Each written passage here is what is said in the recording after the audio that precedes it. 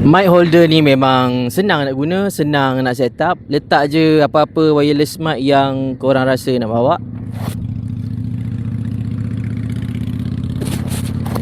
Senang je we set up.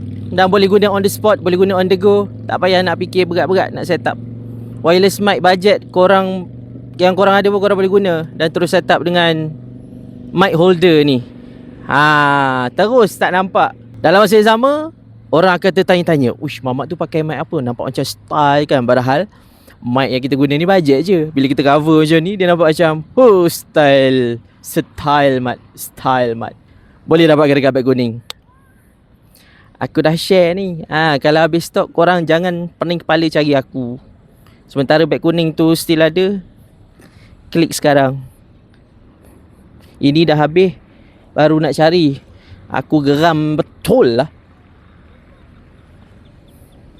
Bukan cakap pasal korang.